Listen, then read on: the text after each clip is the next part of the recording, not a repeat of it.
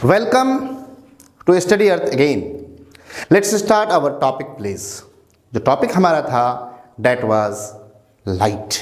Light के regarding हमने बहुत सारी बातें की थी. रिफ्लेक्शन पे बात करी थी हल्की सी कि लाइट का जाना, टकराना, वापस आना. अब हमने कहा था कि इस पर मिरर जो हमारे पास है जिसमें reflection of light takes place होगा, एक तो प्लेन मिरर था, उसके बारे में और हम स्टडी करेंगे बाद में. और दूसरा मिरर हमारे पास क्या था? Spherical mirror.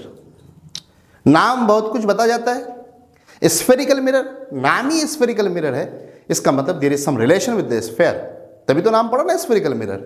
Actually spherical mirror को हम स्फेयर से ही काट के निकालते हैं.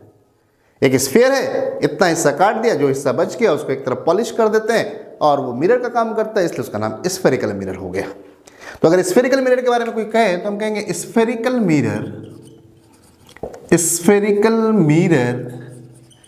is a part of a sphere in which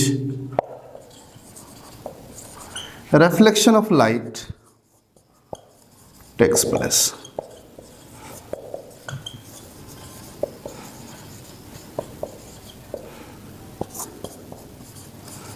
spherical mirror उसको कहते हैं, है ना, जो स्फेयर का पार्ट होता है और उस पर रिफ्लेक्शन ऑफ लाइट होता है.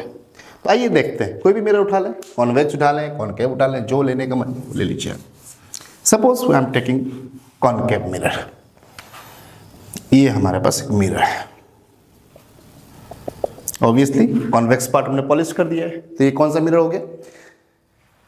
कॉनकेव. अब इसको इमेजिन करें कि ये किसी स्फेयर से हमने इसको काट के निकाला होगा, है ना. तो स्फेयर से अगर हम बनाने की कोशिश करें, स्फेयर कैसा बनेगा बेटा? कुछ इस तरह से बनेगा, है ना. कि नहीं, किसी स्फेयर का ये हिस्सा है, किसी स्फेयर से हम काट के इसको निकाले हैं. स्फेयर हमारा परफेक्ट नहीं बना है, जरा देख लो तो ठीक है, कोई बात नहीं. इतनी बात समझ में आ गया कि अब हमने इसको किससे काट के निकाला है? स्फेयर से काट के निकाला है. चलिए कोई बात नहीं. तो जाहिर सी बात है, this is the part of a sphere. अब रिफ्लेक्शन होना है, तो लाइट आएगी, टकराएगी, वापस आएगी. इधर तो हमने पॉलिश कर रखा है, इधर तो कोई बात ही नहीं है. जो भी बातें होनी इधर होनी है. तो ये इसमें कुछ चीज़ें हैं, जरा सा हम समझ लेते हैं. जाहिर सी बात है, इतना हिस्सा तो है ही नहीं हमारे पास स्फेयर का, ये तो इमेजिनरी पार्ट है हमारे पास. इतना ही हिस्सा है, इस पर रिफ्लेक्शन होना है, तो इसको हम नाम दे देता हूँ mm dash. Suppose this is the mirror, है ना. ये मेरे हाथ के आप समझ लें, ये मिरर है हमारे पास, है ना साहब. जाहिर सी बात, इसका अपना स्फेयर रहा होगा, उस स्फेयर का इतना हिस्सा तो हमने कट के निकाल लिया है. इतना हिस्सा हमारे पास स्फेयर का है जिसमें हम रिफ्लेक्शन करवा रहे हैं. इस वाले हिस्से को हमने पॉलिश कर दिया, इधर हमारा रिफ्लेक्शन हो रहा है. मेरे बच्चों, जाहिर सी बात है, इतना हिस्से में रिफ्लेक्शन हो रहा है, इतना ही पार्ट में रिफ्लेक्शन हो रहा है, बाकी पार्ट तो हमारे पास है नहीं, उसको काट के निकाल लिया है. तो जितने पार्ट में आपका रिफ्लेक्शन हो रहा है वही कहलाता है अपर्चर ऑफ द मिरर. तो एक टर्मिनोलॉजी क्या आएगी? अपर्चर. अपर्चर क्या होगा बेटा? mm dash. मतलब part of a sphere, part of a mirror, या spherical mirror in which reflection takes place.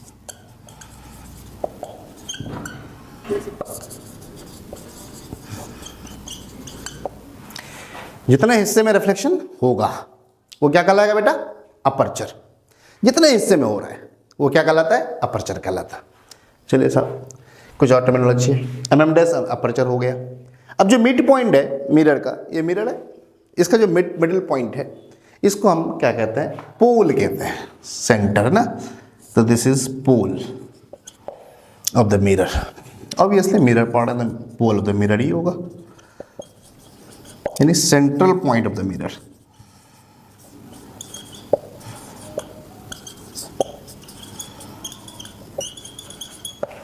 ठीक है. मिरर का जो सेंट्रल पॉइंट है वो क्या कहलाएगा बच्चों? पोल कहलाएगा. तो दो टर्मिनोलॉजी क्लियर हो गया. Aperture, part of the mirror in which reflection takes place. जितने हिस्से में रिफ्लेक्शन हो रहा है वो उस मिरर का अपर्चर कहलाता है. छोटा मिरर है तो अपर्चर छोटा होगा, छोटे स्फीयर से काट के निकाले होंगे. बड़ा मिरर होगा तो बड़े स्फीयर से काट के निकाले होंगे, एपर्चर बड़ा होगा, है ना. मिडिल साइज का मिरर है हमारे पास, तो जाहिर सी बात है मीडियम साइज के स्फीयर से काट के निकाले होंगे, तो अपर्चर मीडियम साइज का होगा। तो कहने का मतलब है कि आपके पास जितना बड़ा अपर्चर होगा उतने बड़े स्फीयर से उसको काट के निकाले हैं, जितना छोटा अपर्चर होगा ऑब्वियसली उतने छोटे स्फीयर से उसको हमने काट के निकाला है। ऑब्वियसली अपर्चर अगर बड़ा है तो लार्जर पोर्शन रिफ्लेक्शन के लिए अवेलेबल है, अपर्चर छोटा है ऑब्वियसली कम पोर्शन जो है रिफ्लेक्शन के लिए अवेलेबल है। चलिए, तो मेरे ख्याल से आपको ये दो बातें क्लियर हो गई कि जितना हिस्से में जो है रिफ्लेक्शन होगा वो अपर्चर कहलाएगा, जो सेंट्रल पॉइंट है वो क्या कहलाएगा, पोल कहलाएगा। चलिए आगे बढ़ते हैं। अब क्या है आगे की अगर हम बात करें तो समझ में ये आएगा कि जाहिर सी बात जिस स्फीयर से इसको काट के निकाले थे उसका अपना कोई ना कोई सेंटर तो होगा ना, स्फीयर है तो सेंटर तो होगा। मान लेते हैं इसी मिरर को स्टडी करें, मान लेते हैं इसी स्फीयर से हमने इसको काट के निकाला है, तो जाहिर सी बात है इसका अपना जो सेंटर है ये इस मिरर का क्या कहलाएगा, सेंटर ऑफ कर्वेचर कहलाएगा। कर्वेचर कर्व पार्ट है, ऑब्वियसली सेंटर तो जाहिर सी बात इसका अपना होगा इस स्फीयर का। इस स्फीयर का जो सेंटर है इस मिरर के लिए क्या कहलाएगा, सेंटर ऑफ कर्वेचर। ये बेसिक चीज़ें, छोटी छोटी चीज़ें, इसको यह ध्यान रखेंगे। तो ये हो गया सेंटर ऑफ कर्वेचर। क्या बोलोगे कि the centre of a sphere, the center of a sphere from which mirror is taken out known as center of curvature। ठीक है कि जिस स्फीयर से उस मिरर को हमने निकाला है उसका जो सेंटर होगा वही उस मिरर का सेंटर ऑफ कर्वेचर कहलाएगा। तीन बातें हो गई। अपर्चर कि the part of the mirror in which reflection of light takes place is called aperture of the mirror. जो सेंट्रल पॉइंट है उसको पोल कहेंगे। और मेरे बच्चों जिस स्फीयर से हम उसको काट के निकाले हैं उस स्फीयर का जो सेंटर होगा उस मिरर के लिए क्या कहलाएगा, सेंटर ऑफ कर्वेचर। ये तीसरी बात हो गई। चलिए साहब चौथी बात कर लेते हैं फिर से, है ना। अब एक लाइन हम इमेजिनरी ड्रॉ करेंगे जो पोल से भी पास करे और सेंटर ऑफ कर्वेचर से भी पास करे। उस लाइन को एक नाम भी देंगे हम, है ना साहब। हाँ, जो पोल से भी पास करे सेंटर ऑफ कर्वेचर से भी पास करे उस लाइन का हम नाम दे देते हैं। उस लाइन को हम प्रिंसिपल एक्सिस कहते हैं। क्या एक इमेजिनरी लाइन है, हम एक लाइन ड्रॉ करते हैं जो सेंटर से भी पास करे पोल से भी पास करे, उसका नाम दे देंगे प्रिंसिपल एक्सिस। हम बोलेंगे an imaginary line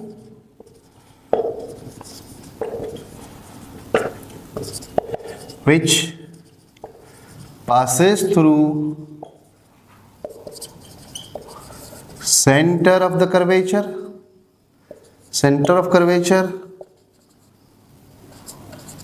and the pole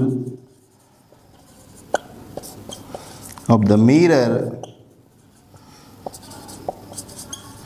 known as principal axis।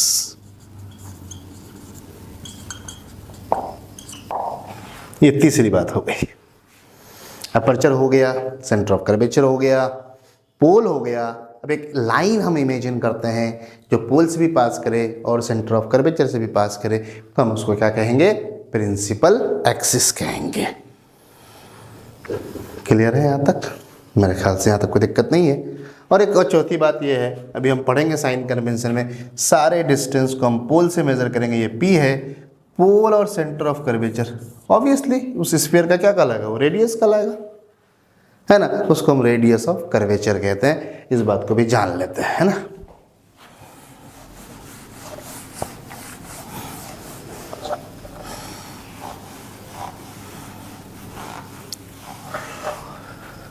तो हो गया रेडियस ऑफ कर्वेचर। नाम से सब कुछ जान लीजिए, कर्वेचर का रेडियस। कर्वेचर किसका है? तो स्फेयर का है। तो स्फेयर का जो रेडियस है उस कर्वेचर का रेडियस ऑफ कर्वेचर कहलाएगा। बहुत ही सिंपल है। हम बोलेंगे the radius of a sphere, the radius of a sphere from which mirror is taken out known as radius of curvature।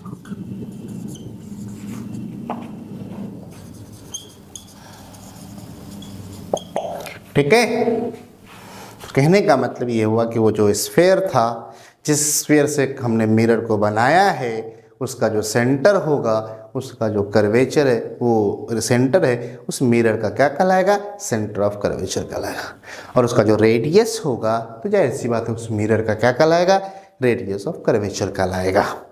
और याद रखिएगा सारे डिस्टेंस के लिए हमारे पास यहाँ जो ओरिजिन है मिरर के लिए, जहाँ से मेजर करेंगे दैट इज़ पोल। ठीक है, बात करेंगे साइन कन्वेंशन में। तो यहाँ से अगर हम बात कर लें, अब तमाम तर चीज़ों को एक बार रिकॉल कर लेते हैं, जितनी सारी चीज़ें मैंने आपको बताया। ठीक है,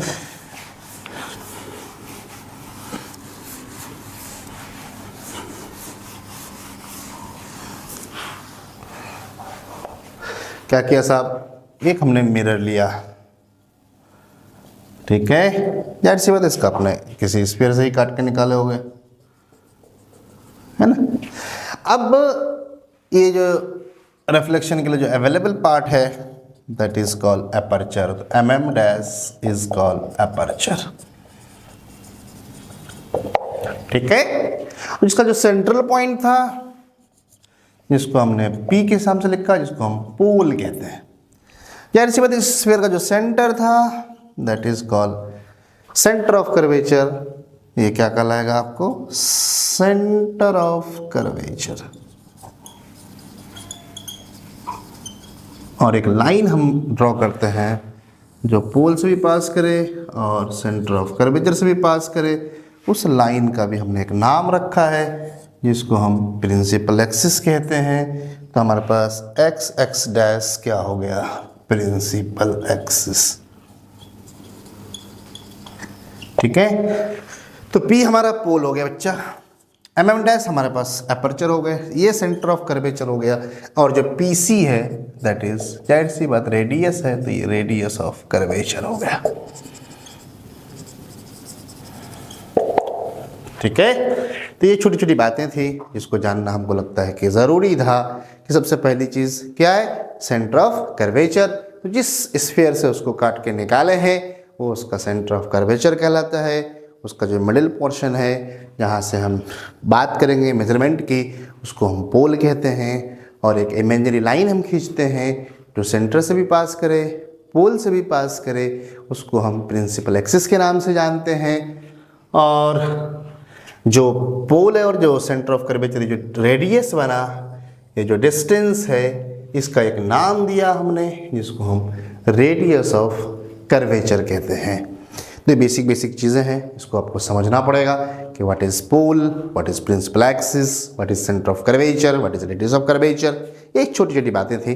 अब आगे हम लोग बात करेंगे फोकस पे। ठीक है, ये दोनों मिरर के लिए वैलिड है, चाहे वो प्लेन मिरर हो, चाहे वो कॉन्वेक्स मिरर हो, चाहे वो कॉनकेव मिरर हो। अगर कन्वेक्स मिरर होगा तो जाहिर सी बात है उसको भी देख लेते हैं जरा सा। आप कहिएगा सर कनकेव मिरर में तो ठीक है, स्फीयर का पार्ट है। अगर कन्वेक्स हो जाए तो क्या होगा? तो जाहिर सी बात है पॉलिश का ही तो सिर्फ मामला है। अब ये अगर हम ऐसे पॉलिश कर दिया तो जाहिर सी बात है ये हो गया कन्वेक्स मिरर। ऑब्वियसली ये भी किसी स्फीयर का ही तो पार्ट है ना। अगर हम बात करें तो this is nothing, this is again the part of any sphere. तो जाहिर सी बात है इसका जो सेंटर होगा सेंटर ऑफ कर्वेचर कहलाएगा। जितने पार्ट में आपका रिफ्लेक्शन होता है वो अपर्चर कहलाएगा। ये मिडिल पोर्शन हो गया, ये पोल कहलाएगा। और इससे जो लाइन पास किया, इस लाइन को हम क्या कहेंगे? प्रिंसिपल एक्सिस कहेंगे। तो चाहे कन्वेक्स मिरर हो चाहे कनकेव मिरर हो, this both are the part of a sphere we have taken it out from the sphere, हम स्फीयर से काट के निकाले थे। जाहिर सी बात है, जिस स्फीयर से काट के निकाले थे उसका जो सेंटर है वो सेंटर ऑफ कर्वेचर है, और जो मिडिल पोर्शन है दैट इज पोल है, और जितने पोर्शन पे आपका रिफ्लेक्शन का मामला हो रहा है दैट इज अपर्चर है, और एक इमेजिनरी लाइन है जो पोल से भी पास कर रहा है, सेंटर ऑफ कर्वेचर से भी पास कर रहा है, that is called principal axis. अब कल हम बात करेंगे फोकस पे।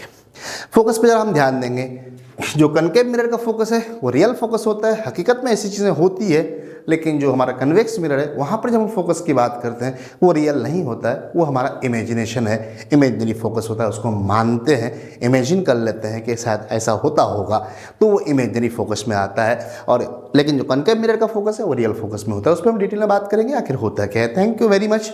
हमारा ऑनलाइन क्लास भी चलता है, ऑफलाइन क्लास भी चलता है पश्चिम पाली में, स्टडी अर्थ के नाम से ही। अगर आपको वीडियोस पसंद आते हैं तो उसको लाइक करें, पसंद करें। अगर ऑफलाइन क्लास ज्वाइन करना चाह रहे हैं तो आप कर सकते हैं। Thank you very much.